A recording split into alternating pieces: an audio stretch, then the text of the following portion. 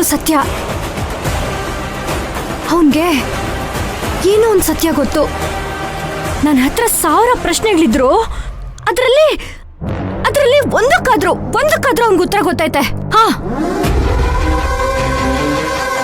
ನಾವೇನಾದ್ರೂ ಚಿಕ್ಕ ಹುಡುಗಿರು ಅಂತ ನಮ್ಮ ಹತ್ರ ಮುಚ್ಚಿಟ್ನಾ? ಅದಕ್ಕೆ ನಾನು ಧ್ರುವನ್ ಕರ್ಕೊಂಡು ಹೋಗೋಣ ಅಂದೆ. ಆದ್ರೆ ನೀನೆ ಅವ್ನಿಗೆ ಯಾವ ವಿಷಯನೂ ಗೊತ್ತಾಗಬಾರ್ದು ಅಂತ ಹೇಳಿದ್ದೆ. ಈ ಕಡೆ ಪುಷ್ಪಕ್ ಸರ್ ಹೆಲ್ಪು ತಗೊಳಕ್ಕಾಗ್ತಿಲ್ಲ. ಅಲ್ಲ, ಈಗ CCTV ಫುಟೇಜ್ ತೆಗ್ಸೋದು ಹೇಗೆ? ಆ ಪಾಪಿ ಯಾರು ಅಂತ ಕಂಡು ಹಿಡಿಯೋದು ಹೇಗೆ? ಹೌದು ಖುಷಿ, ನಮ್ಮ ಹತ್ರ ಉಳ್ದಿದ್ದಿದ್ದು ಅದೊಂದೇ ದಾರಿ. ಈಗ ಅದು ಮುಚ್ಚೋಯ್ತು. ಇವಾಗ ಏನ್ ಮಾಡೋದು?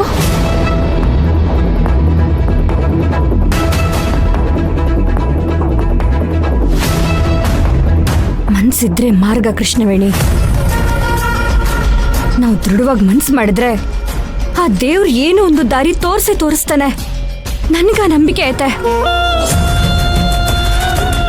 ಅವ್ನು ಯಾರು ಅಂತ ನಾನು ಕಂಡು ಹಿಡಿತೀನಿ. ಬಿಡಕ್ಕಿಲ್ಲ, ಕಂಡು ಹಿಡಿತೀನಿ.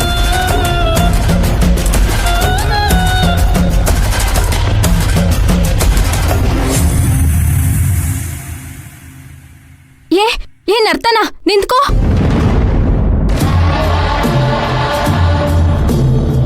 ಏನು? ನಾವು ಮಾತಾಡೋದ್ನೆಲ್ಲ ಕತ್ ಕೇಳಿಸ್ಕೊತಾ ಇದೀಯಾ?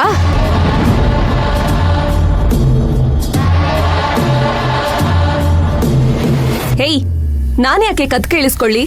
ನಾನು ಈಗಷ್ಟೇ ಕೆಲಸ ಮುಗಿಸ್ಕೊಂಡು ಬರ್ತಾ ಇದ್ದೀನಿ.